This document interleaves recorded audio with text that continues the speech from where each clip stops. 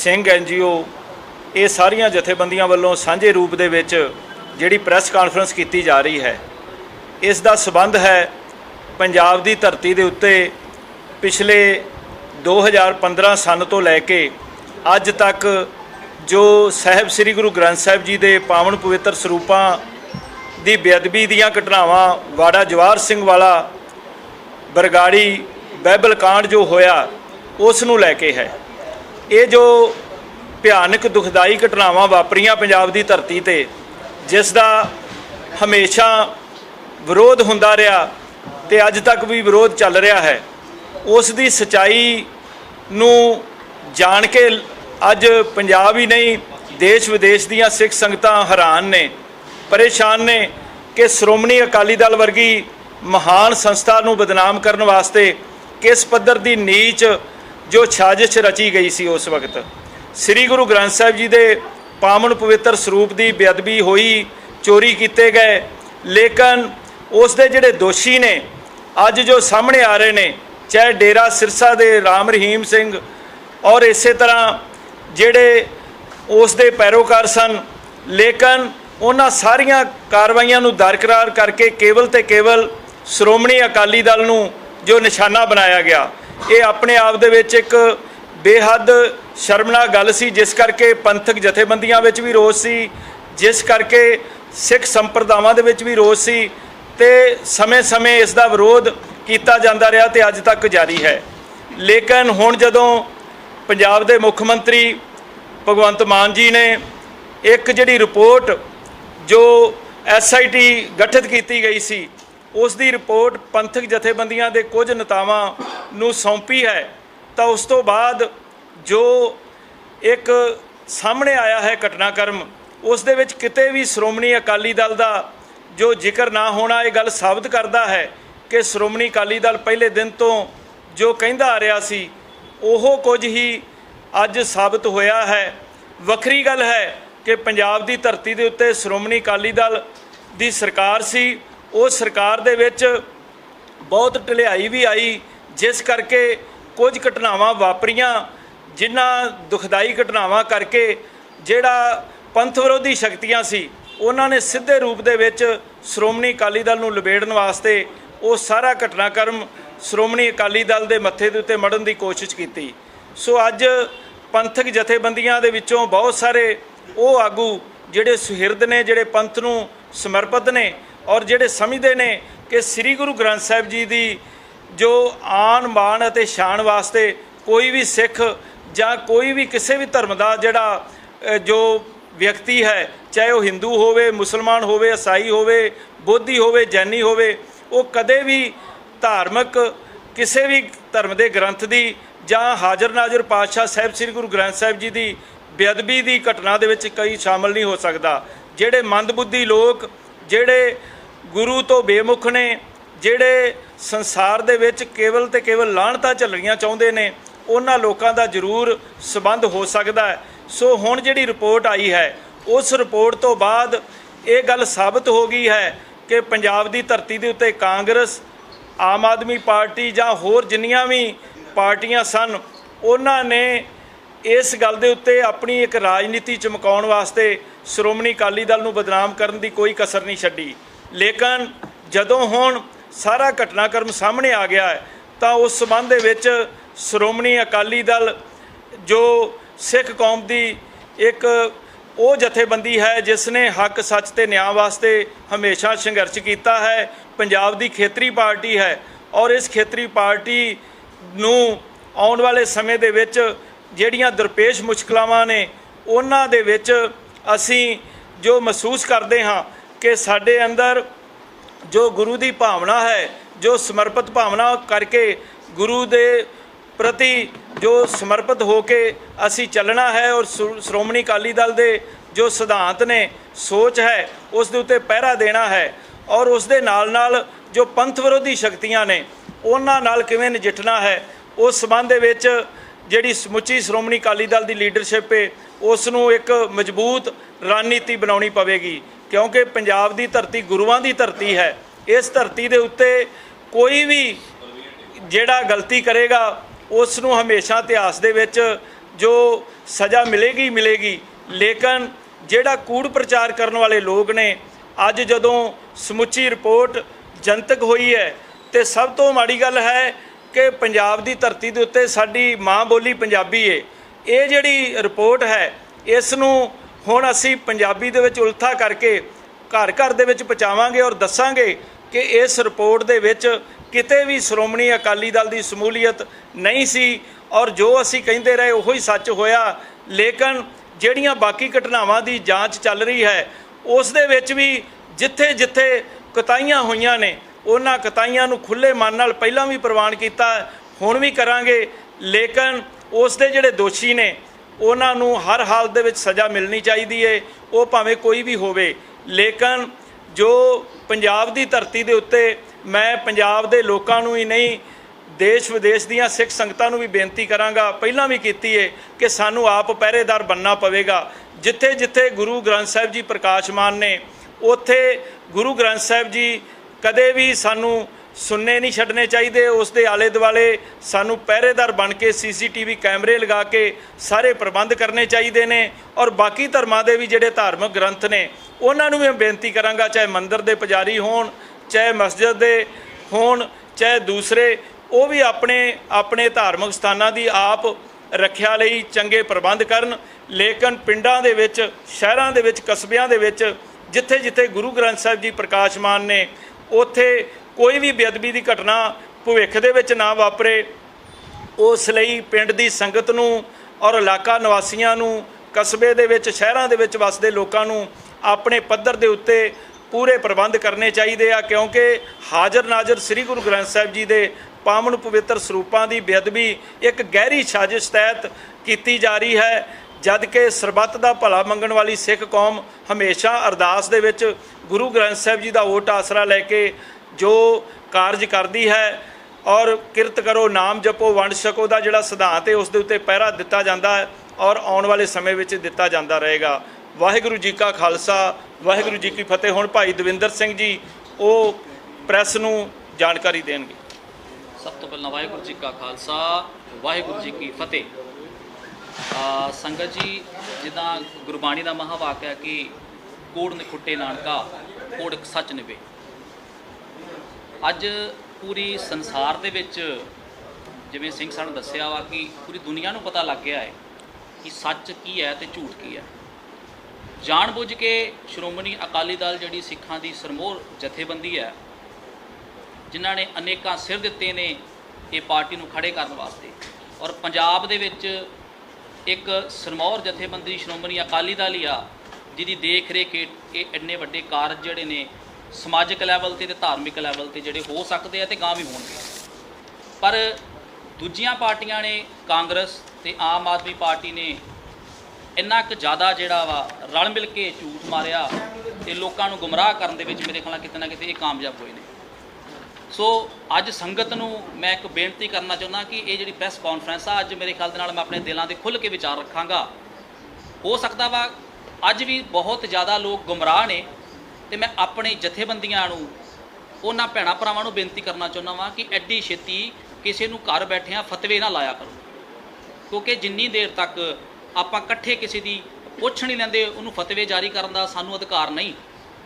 ਵੱਡੀ ਗੱਲ ਇਹ ਆ ਕਿ ਬਹੁਤ ਵਾਰ ਇਤਿਹਾਸ ਗਵਾਹ ਵਾ, ਸ਼ੁਰੂ ਤੋਂ ਲੈ ਕੇ ਹੁਣ ਤੱਕ ਬਹੁਤ ਸ਼ਹੀਦੀਆਂ ਹੋਈਆਂ ਨੇ, ਮਤਭੇਦ ਹੋਏ ਨੇ ਆਪਸੀ ਪੰਜਾਬ ਦੇ ਵਿੱਚ, ਪਰ ਕਦੇ ਵੀ ਗੁਰੂ ਗ੍ਰੰਥ ਸਾਹਿਬ ਦੀ ਬੇਅਦਬੀ ਦਾ ਕਦੇ ਵੀ ਜ਼ਿਕਰ ਨਹੀਂ ਸੀ ਆਉਂਦਾ ਜਾਂ ਕਦੇ ਖਬਰ ਨਹੀਂ ਸੀ ਆਉਂਦੀ।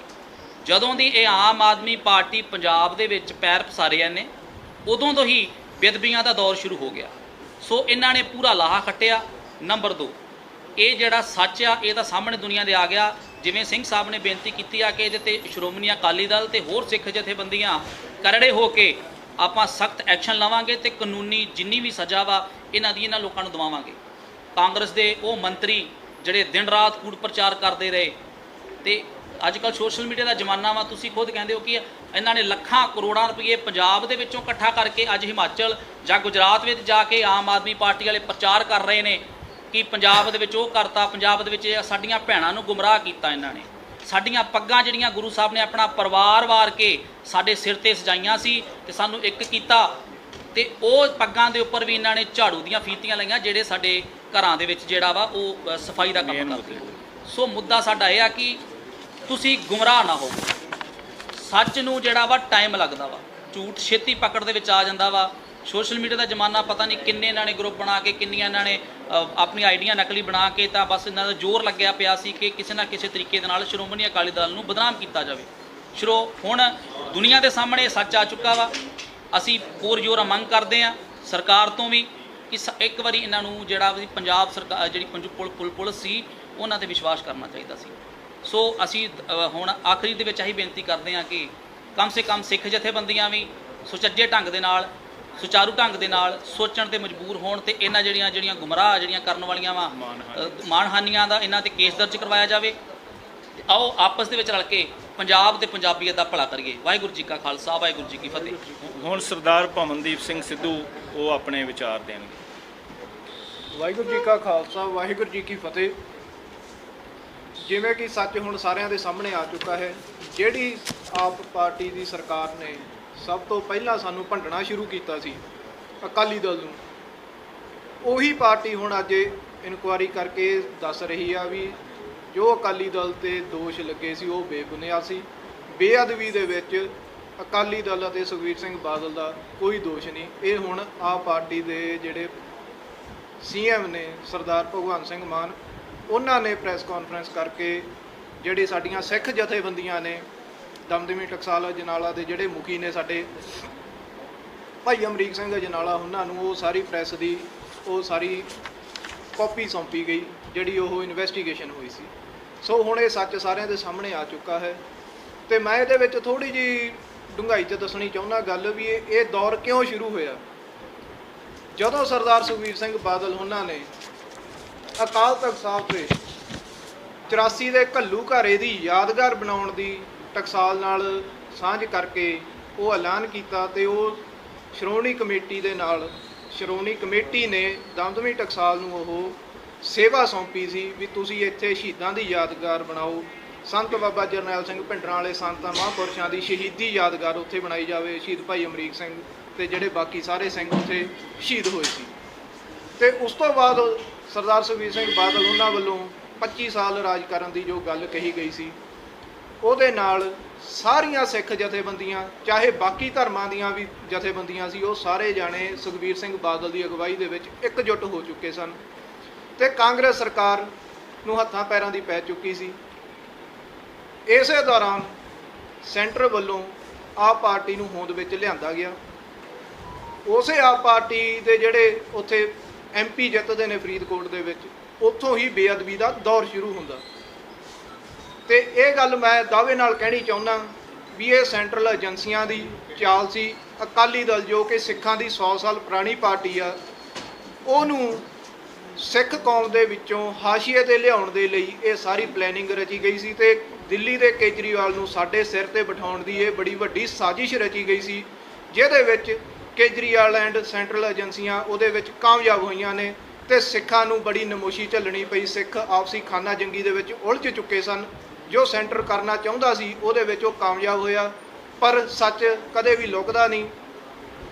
ਹੁਣ ਸਾਰੀਆਂ ਇਨਵੈਸਟੀਗੇਸ਼ਨਾਂ 4 CM ਲੱਗੇ ਨੇ, ਕੇਜਰੀਵਾਲ ਸਾਹਿਬ, ਭਗਵੰਤ ਮਾਨ ਸਾਹਿਬ, ਕੈਪਟਨ ਅਮਰਿੰਦਰ ਸਿੰਘ ਜੀ ਤੇ ਚੰਨੀ ਸਾਹਿਬ, ਸਾਰਿਆਂ ਨੇ ਅਲੱਗ-ਅਲੱਗ ਆਪੋ ਆਪਣੀਆਂ ਟੀਮਾਂ ਤਿਆਰ ਕਰਕੇ ਉਹਨਾਂ ਨੇ ਇਨਵੈਸਟੀਗੇਸ਼ਨਾਂ ਕਰਾਈਆਂ। ਤੇ ਉਹਦੇ ਵਿੱਚੋਂ ਅਖੀਰ ਜਿਹੜੀ ਪਾਰਟੀ ਨੇ ਸਾਨੂੰ ਸਭ ਤੋਂ ਵੱਧ ਭੰਡਿਆ ਸੀ, ਅੱਜ ਉਸੇ ਪਾਰਟੀ ਦੇ CM ਭਗਵੰਤ ਮਾਨ ਸਾਹਿਬ ਦੱਸ ਰਹੇ ਨੇ ਵੀ ਅਕਾਲੀ ਦਲ ਦਾ ਕੋਈ ਦੋਸ਼ ਨਹੀਂ, ਇਹਦੇ ਵਿੱਚ ਡੇਰਾ ਸਿਰਸਾ ਇਨਵੋਲਵ ਆ, ਉਹਨਾਂ ਦੇ ਪੈਰੋਕਾਰਾਂ ਨੇ ਤੇ ਉਹਦੇ ਡੇਰਾ ਮੁਖੀ ਨੇ ਬੇਅਦਬੀਆਂ ਕਰਵਾਈਆਂ।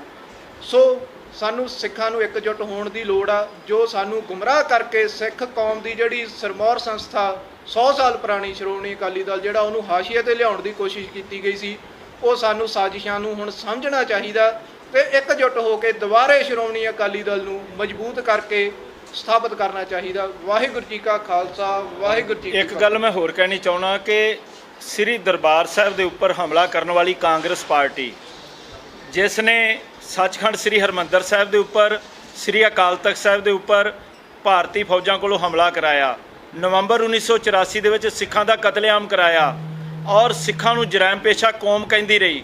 ਲੇਕਿਨ ਅੱਜ ਉਸ ਪਾਰਟੀ ਦੇ ਨੁਮਾਇੰਦੇ, ਚਾਹੇ ਉਹ ਮੁੱਖ ਮੰਤਰੀ ਹੋਣ ਚਾਹੇ ਆਗੂ ਹੋਣ, ਉਹ ਸ਼੍ਰੋਮਣੀ ਅਕਾਲੀ ਦਲ ਵਰਗੀ ਜਮਾਤ ਦੇ ਉੱਪਰ ਦੋਸ਼ ਲਾਉਣ, ਇਸ ਤੋਂ ਵੱਡੀ ਸ਼ਰਮਨਾਕ ਗੱਲ ਕੋਈ ਨਹੀਂ ਹੋ ਸਕਦੀ। ਕਾਰਨ ਕੀ ਹੈ ਕਿ ਇਹ ਜਿਹੜੀ ਪਾਰਟੀ ਹੈ ਕਾਂਗਰਸ, ਇਸ ਨੂੰ ਸਰਾਫ ਲੱਗ ਚੁੱਕਾ। ਅੱਜ ਦੇਸ਼ ਦੇ ਵਿੱਚੋਂ ਖਿੰਡ ਪੁੰਡ ਚੁੱਕੀ ਹੈ, ਅੱਜ ਦੇਸ਼ ਦੇ ਵਿੱਚੋਂ ਬਿਲਕੁਲ ਹਾਸ਼ੀਏ ਤੇ ਜਾ ਚੁੱਕੀ ਹੈ। ਲੇਕਿਨ ਪੰਜਾਬ ਦੀ ਧਰਤੀ ਦੇ ਉੱਤੇ ਜਿਹੜੇ ਇਹਨਾਂ ਦੇ ਮੁੱਖ ਮੰਤਰੀ ਬਣੇ, ਚਾਹੇ ਕੈਪਟਨ ਅਮਰਿੰਦਰ ਸਿੰਘ, ਚਾਹੇ ਉਸ ਤੋਂ ਬਾਅਦ ਚਰਨਜੀਤ ਸਿੰਘ ਚੰਨੀ, ਇਹਨਾਂ ਨੇ ਆਪਣੇ ਵੱਲੋਂ ਸਾਰੀਆਂ ਜਾਂਚ ਕਮੇਟੀਆਂ ਗਠਿਤ ਕੀਤੀਆਂ, ਬਣਾਈਆਂ, ਲੇਕਿਨ ਉਸ ਦੇ ਵਿੱਚੋਂ ਕੁਝ ਵੀ ਸੱਚਾਈ ਸਾਹਮਣੇ ਨਹੀਂ ਆਈ। ਜੇ ਸੱਚਾਈ ਸਾਹਮਣੇ ਆਈ ਹੈ ਉਹ ਇਹੋ ਹੀ ਸੀ ਕਿ ਸ਼੍ਰੋਮਣੀ ਅਕਾਲੀ ਦਲ ਬਿਲਕੁਲ ਪੂਰੀ ਤਰ੍ਹਾਂ ਇਹਨਾਂ ਘਟਨਾਵਾਂ ਤੋਂ ਦੋਸ਼ ਮੁਕਤ ਸੀ ਤੇ ਅੱਜ ਅਖੀਰ ਪੰਜਾਬ ਦੇ ਮੌਜੂਦਾ ਮੁੱਖ ਮੰਤਰੀ ਭਗਵੰਤ ਮਾਨ ਜੀ ਨੂੰ ਉਹ ਜਿਹੜੀ ਰਿਪੋਰਟ ਹੈ ਉਹ ਜਨਤਕ ਕਰਨੀ ਪਈ। ਸੋ ਮੈਂ ਮੀਡੀਆ ਨੂੰ ਵੀ ਅਪੀਲ ਕਰਾਂਗਾ ਕਿ ਪਿਛਲੇ ਸਮੇਂ ਦੇ ਵਿੱਚ ਜਿਸ ਤਰੀਕੇ ਦਾ ਇੱਕ ਨੈਰੇਟਿਵ ਸਿਰਜਿਆ ਗਿਆ ਸੀ ਪੰਜਾਬ ਦੀ ਧਰਤੀ ਦੇ ਉੱਤੇ, ਜਿਸ ਦੇ ਵਿੱਚ ਹਰ ਕੋਈ ਮਹਿਸੂਸ ਕਰਦਾ ਸੀ ਕਿ ਕਿਵੇਂ ਇਹ ਘਟਨਾ ਹੋ ਸਕਦੀ ਹੈ ਔਰ ਕਿਵੇਂ ਸ਼੍ਰੋਮਣੀ ਅਕਾਲੀ ਦਲ ਵਰਗੀ ਪੰਥਕ ਜਮਾਤ ਇਹਦੇ ਵਿੱਚ ਇਨਵੋਲਵ ਹੋ ਸਕਦੀ ਹੈ। ਸੋ ਅੱਜ ਸੱਚਾਈ ਸਾਹਮਣੇ ਆਈ ਹੈ। ਸੋ ਮੀਡੀਆ, ਚਾਹੇ ਪ੍ਰਿੰਟ ਮੀਡੀਆ ਚਾਹੇ ਇਲੈਕਟ੍ਰੋਨਿਕ ਮੀਡੀਆ, ਉਸ ਨੂੰ ਵੀ ਇਸ ਰਿਪੋਰਟ ਦੀ ਪੂਰੀ ਤਰ੍ਹਾਂ ਘੋਖ ਕਰਨੀ ਚਾਹੀਦੀ ਹੈ ਔਰ ਘੋਖ ਕਰਕੇ ਲੋਕਾਂ ਨੂੰ ਅਸਲ ਸੱਚ ਜਿਹੜਾ ਦੱਸਣਾ ਚਾਹੀਦਾ ਹੈ। ਔਰ ਮੈਂ ਇੱਥੇ ਇਹ ਵੀ ਅਪੀਲ ਕਰਾਂਗਾ ਕਿ ਪੰਜਾਬ ਦੀ ਧਰਤੀ ਦੇ ਉੱਤੇ ਧਾਰਮਿਕ ਫਿਰਕਿਆਂ ਦੇ ਵਿੱਚ ਕਦੇ ਵੀ ਕੋਈ ਵੀ ਇਸ ਤਰ੍ਹਾਂ ਦੀ ਘਟਨਾ ਨਹੀਂ ਵਾਪਰੀ ਜਿਵੇਂ ਦੂਸਰੇ ਰਾਜਾਂ ਦੇ ਵਿੱਚ ਵਾਪਰਦੀ ਏ।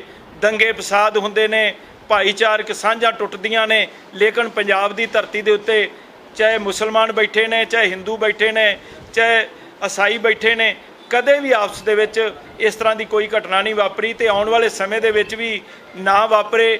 ਉਸ ਦੇ ਲਈ ਸਾਰਿਆਂ ਧਾਰਮਿਕ ਜਥੇਬੰਦੀਆਂ, ਚਾਹੇ ਕਿਸੇ ਵੀ ਧਰਮ ਨਾਲ ਸੰਬੰਧਿਤ ਨੇ, ਉਹਨਾਂ ਨੂੰ ਇੱਕ ਸੁਰਤਾ ਰੱਖਣੀ ਚਾਹੀਦੀ ਹੈ ਔਰ ਇਸ ਦੇ ਵਿੱਚ ਆਉਣ ਵਾਲੇ ਸਮੇਂ ਦੇ ਵਿੱਚ ਅਸੀਂ ਉਹਨਾਂ ਸਾਰੇ ਲੋਕਾਂ ਦੇ ਉੱਤੇ ਮਾਨਹਾਨੀ ਦਾ ਕੇਸ ਵੀ ਦਰਜ ਕਰਾਉਣ ਜਾ ਰਹੇ ਹਾਂ ਜਿਨ੍ਹਾਂ ਨੇ ਕੂੜ ਪ੍ਰਚਾਰ ਕੀਤਾ। ਵਾਹਿਗੁਰੂ ਜੀ ਕਾ ਖਾਲਸਾ, ਵਾਹਿਗੁਰੂ ਜੀ ਕੀ ਫਤਿਹ। ਕੋਈ ਸਵਾਲ ਹੋਵੇ ਤਾਂ ਉਹ ਕਰ ਸਕਦੇ ਹੋ। ਸਵਾਲ ਇਹੀ ਹੈ ਜਿਹੜਾ ਤੁਸੀਂ ਹੁਣੇ ਜਵਾਬ ਦਿੱਤਾ, ਬੜਾ ਵੱਡਾ ਨੁਕਸਾਨ ਹੈ ਸ਼੍ਰੋਮਣੀ ਅਕਾਲੀ ਦਲ ਦਾ ਔਰ ਹੁਣ ਜਿਵੇਂ ਸਾਹਮਣੇ ਆਇਆ ਸਾਰਾ ਕੁਝ, ਇਹ ਸ਼੍ਰੋਮਣੀ ਅਕਾਲੀ ਦਲ ਇਸ ਕੂੜ ਪ੍ਰਚਾਰ ਦੀ ਹੋਰ ਜਾਂਚ ਕਿਹੋ ਜਿਹੀ ਆਉਣ ਵਾਲੇ ਦਿਨਾਂ ਦੇ ਵਿੱਚ ਕਰਵਾਈ? ਦੇਖੋ, ਪਹਿਲਾਂ ਜਸਟਿਸ ਜੋਰਾ ਸਿੰਘ ਕਮਿਸ਼ਨ ਬਣਿਆ ਸ਼੍ਰੋਮਣੀ ਅਕਾਲੀ ਦਲ ਦੀ ਸਰਕਾਰ ਵੇਲੇ। ਫਿਰ ਇਹਨਾਂ ਨੇ ਕਿਹਾ ਕਿ ਸਾਨੂੰ ਯਕੀਨ ਨਹੀਂ ਹੈਗਾ ਪੰਜਾਬ ਪੁਲਿਸ ਦੇ ਉੱਤੇ, CBI ਨੂੰ ਜਾਂਚ ਦਿਓ। ਉਹਨਾਂ ਨੇ ਵੀ ਉਹ ਕਿਹਾ ਕਿ ਸਾਡੇ ਕੋਲ ਕੋਈ ਸਬੂਤ ਨਹੀਂ ਸਾਡੇ ਕੋਲ ਆ ਰਹੇ, ਉਹ ਜਾਂਚ ਰੱਦ ਹੋਈ।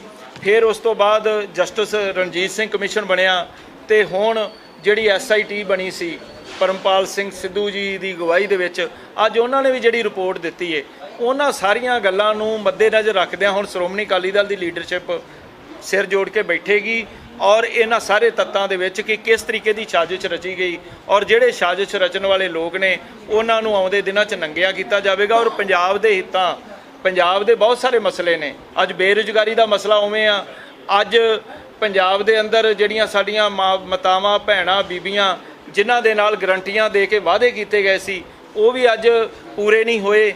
ਔਰ ਪੰਜਾਬ ਦੀ ਧਰਤੀ ਦੇ ਉੱਤੇ ਲਾਅ ਐਂਡ ਆਰਡਰ ਦੀ ਜਿਸ ਤਰੀਕੇ ਦੀ ਸਥਿਤੀ ਹੈ, ਜਿਵੇਂ ਗੈਂਗਸਟਰ ਵਾਰਦਾਤਾਂ ਕਰ ਰਹੇ ਨੇ ਔਰ ਜਿਸ ਤਰੀਕੇ ਦੇ ਨਾਲ ਕੋਈ ਵੀ ਆਪਣੇ ਆਪ ਨੂੰ ਸੁਰੱਖਿਅਤ ਮਹਿਸੂਸ ਨਹੀਂ ਕਰ ਰਿਹਾ। ਸੋ ਇਹ ਸਾਰੀਆਂ ਘਟਨਾਵਾਂ ਨੂੰ ਲੈ ਕੇ ਸ਼੍ਰੋਮਣੀ ਅਕਾਲੀ ਦਲ, ਕਿਉਂਕਿ ਖੇਤਰੀ ਪਾਰਟੀ ਹੈ ਪੰਜਾਬ ਦੀ, ਇਹ ਆਉਣ ਵਾਲੇ ਸਮੇਂ 'ਚ ਸੰਘਰਸ਼ ਕਰੇਗੀ। ਕਿਉਂਕਿ ਉਸ ਵੇਲੇ ਸਰਕਾਰ ਵੀ ਸ਼੍ਰੋਮਣੀ ਅਕਾਲੀ ਦਲ ਦੀ ਸੀ, ਕਿਉਂ ਮਤਲਬ ਸ਼੍ਰੋਮਣੀ ਅਕਾਲੀ ਦਲ ਨੂੰ ਹੀ ਚੁਣਿਆ ਗਿਆ ਜਿਹੜੇ ਵੀ ਕੂੜ ਪ੍ਰਚਾਰ ਕਰਨ ਵਾਲੇ ਸੀ? ਕੀ ਲੱਗਦਾ ਕੀ ਹੈ ਕਿ ਇਹਦੇ ਵਿੱਚ? ਦੇਖੋ, ਇਸ ਦੇ ਵਿੱਚ ਇਹ ਸੀ ਕਿ ਜਿਸ ਤਰੀਕੇ ਨਾਲ ਸ਼੍ਰੋਮਣੀ ਅਕਾਲੀ ਦਲ ਦੀ ਅਗਵਾਈ ਦੇ ਵਿੱਚ ਇੱਕ ਡਿਵੈਲਪਮੈਂਟ ਹੋ ਰਹੀ ਸੀ, ਪੰਜਾਬ ਦੇ ਵਿੱਚ ਸੜਕਾਂ ਦੇ ਜਾਲ ਵਿਛਾਏ ਜਾ ਰਹੇ ਸੀ, ਹਰ ਪੱਧਰ ਦੇ ਉੱਤੇ ਚੰਗੇ ਕੰਮ ਹੋ ਰਹੇ ਸੀ ਔਰ ਲੀਡਰਸ਼ਿਪ ਨੂੰ ਵੀ ਇਹ ਲੱਗ ਰਿਹਾ ਸੀ ਕਿ ਅਸੀਂ 25-30 ਸਾਲ ਰਾਜ ਕਰਾਂਗੇ ਔਰ ਦਾਅਵੇ ਵੀ ਕੀਤੇ ਗਏ ਸੀ। ਲੇਕਿਨ ਉਹ ਲੋਕ ਜਿਹੜੇ ਪੰਜਾਬ ਦੀ ਧਰਤੀ ਦੇ ਉੱਤੇ ਆਪਣਾ ਰਾਜ ਕਾਇਮ ਕਰਨਾ ਚਾਹੁੰਦੇ ਸੀ, ਆਪਣੇ ਮਨਸੂਬਿਆਂ ਨੂੰ ਪੂਰਾ ਕਰਨਾ ਚਾਹੁੰਦੇ ਸੀ, ਉਹਨਾਂ ਨੇ ਇੱਕ ਧਾਰਮਿਕ ਰੰਗਤ ਦੇ ਕੇ ਇੱਕ ਐਸੀ ਸਾਜ਼ਿਸ਼ ਰਚੀ ਜਿਸ ਦੇ ਵਿੱਚ ਸ਼੍ਰੋਮਣੀ ਅਕਾਲੀ ਦਲ ਲਪੇਟਿਆ ਗਿਆ ਔਰ ਸ਼੍ਰੋਮਣੀ ਅਕਾਲੀ ਦਲ ਦੇ ਉੱਤੇ ਵੱਡੇ ਦੋਸ਼ ਲਾਏ ਗਏ। ਪਰ ਕੂੜ ਨਖੁੱਟੇ ਨਾਨਕਾ ਓੜਕ ਸੱਚ ਰਹੀ। ਅੱਜ ਸੱਚਾਈ ਹੌਲੀ ਹੌਲੀ ਸਾਹਮਣੇ ਆ ਰਹੀ ਹੈ। ਵੱਖਰੀ ਗੱਲ ਹੈ ਕਿ ਸਮਾਂ ਲੱਗ ਜਾਂਦਾ ਹਰ ਚੀਜ਼ ਦੇ ਉੱਤੇ, ਇੱਥੇ ਵੀ ਸਮਾਂ ਲੱਗਾ ਤੇ ਆਉਣ ਵਾਲੇ ਸਮੇਂ ਦੇ ਵਿੱਚ ਹੋਰ ਸੱਚਾਈ ਜਿਹੜੀ ਸਾਹਮਣੇ ਆਵੇਗੀ। ਸਰ, ਨਵਜੋਤ ਸਿੰਘ ਸਿੱਧੂ ਬੜੇ ਲੰਬੇ ਟਾਈਮ ਤੋਂ ਕਹਿ ਰਹੇ ਸੀ ਕਿ ਇਹ ਰਿਪੋਰਟ ਜਨਤਕ ਕੀਤੀ ਜਾਵੇ। ਇਹਦਾ ਜਿਹੜਾ ਕਾਨੂੰਨ ਹੈ ਕਾਂਗਰਸ ਨੂੰ ਮਿਲਿਆ, ਕੈਪਟਨ ਦੀ ਜਗ੍ਹਾ ਚੰਨੀ ਹੈ, ਫਿਰ ਉਸ ਤੋਂ ਬਾਅਦ ਸਰਕਾਰ ਉਹਨਾਂ ਦੀ ਪੂਰੀ ਚੱਲੇਗੀ। ਤੁਸੀਂ ਕੀ ਮੰਨਦੇ ਹੋ, ਤੁਹਾਡੇ ਨਾਲ ਕਾਂਗਰਸ ਨੂੰ ਨੁਕਸਾਨ ਹੋਇਆ? ਦੇਖੋ, ਨਵਜੋਤ ਸਿੰਘ ਸਿੱਧੂ ਕਿੰਨਾ ਲੰਮਾ ਕੇਸ ਸੀ ਪੁਰਾਣਾ, ਲੇਕਿਨ ਜਦੋਂ ਅਸੀਂ ਇਸ ਤਰ੍ਹਾਂ ਦੀ ਰਾਜਨੀਤੀ ਕਰਦੇ ਹਾਂ ਤਾਂ ਫਿਰ ਕਿਤੇ ਨਾ ਕਿਤੇ ਕਿਸੇ ਨਾ ਕਿਸੇ ਰੂਪ ਵਿੱਚ ਅੱਜ ਉਹਨਾਂ ਨੂੰ ਵੀ ਸਜ਼ਾ ਭੁਗਤਣੀ ਪਈ ਹੈ। ਮੈਂ ਨਹੀਂ ਕਹਿੰਦਾ ਕਿ ਇਹ ਇਸ ਤਰ੍ਹਾਂ ਦੀਆਂ ਘਟਨਾਵਾਂ ਹੋਣੀਆਂ ਚਾਹੀਦੀਆਂ ਨੇ। ਜਿਹੜੇ ਚੰਗੇ ਰਾਜਨੀਤਿਕ ਲੋਕ ਨੇ ਹੋਰ ਤਰ੍ਹਾਂ ਦੀ ਰਾਜਨੀਤੀ ਕਰਨ, ਪਰ ਧਾਰਮਿਕ ਮੁੱਦਿਆਂ ਨੂੰ ਲੈ ਕੇ ਇਸ ਨੀਵੇਂ ਪੱਧਰ ਦੀ ਰਾਜਨੀਤੀ ਕਰਨੀ ਇਹ ਸ਼ੋਭਾ ਨਹੀਂ ਦਿੰਦੀ। ਗਲਤੀਆਂ ਸਰਕਾਰਾਂ ਕੋਲ ਹੁੰਦੀਆਂ ਨੇ ਔਰ ਉਹਨਾਂ ਗਲਤੀਆਂ ਨੂੰ ਠੀਕ ਵੀ ਕੀਤਾ ਜਾ ਸਕਦਾ, ਲੇਕਿਨ ਇੱਕ ਜਥੇਬੰਦੀ ਉਸ ਨੂੰ ਜਿਹੜੀ ਸ੍ਰੀ ਗੁਰੂ ਗ੍ਰੰਥ ਸਾਹਿਬ ਜੀ ਦਾ ਓਟ ਆਸਰਾ ਲੈ ਕੇ ਬਣੀ ਹੋਵੇ ਔਰ ਉਸ ਜਥੇਬੰਦੀ ਦੇ ਉੱਤੇ ਉਹੀ ਦੋਸ਼ ਲਗਾ ਦਿੱਤੇ ਜਾਣ, ਤੇ ਫਿਰ ਆਪਣੇ ਆਪ ਵਿੱਚ ਸਭ ਤੋਂ ਵੱਡਾ ਸਵਾਲ ਖੜਾ ਹੁੰਦਾ ਔਰ ਉਸ ਸਵਾਲ ਦਾ ਜਵਾਬ ਅੱਜ SIT ਨੇ ਜਨਤਕ ਕਰ ਦਿੱਤਾ। ਤੇ ਇਹ ਜਿਹੜੀ ਹੁਣ ਸਿੱਧੂ ਸਾਹਿਬ ਨੂੰ ਵੀ ਅਸੀਂ ਆਪ ਉਹਨਾਂ ਨੂੰ ਮੋਟੇ ਅੱਖਰਾਂ ਦੇ ਵਿੱਚ ਰਿਪੋਰਟ ਦੇ ਪੂਰੀ ਤਰ੍ਹਾਂ ਉਲਥਾ ਕਰਕੇ, ਜਿਹੜੀ ਵੀ ਭਾਸ਼ਾ ਉਹ ਸਮਝਦੇ, ਹੁਣ ਅੰਗਰੇਜ਼ੀ ਵੀ ਜਾਣਦੇ ਆ, ਪੰਜਾਬੀ ਵੀ ਜਾਣਦੇ ਆ, ਹਿੰਦੀ ਵੀ ਜਾਣਦੇ ਆ, ਹਰ ਉਸ ਭਾਸ਼ਾ ਦੇ ਵਿੱਚ ਉਹਨਾਂ ਨੂੰ ਕਰਕੇ ਉਹਨਾਂ ਦੇ ਘਰ ਵੀ ਭੇਜਾਂਗੇ ਕਿ ਆ ਪੜ੍ਹ ਲਓ ਤੁਸੀਂ ਚੰਗੀ ਤਰ੍ਹਾਂ।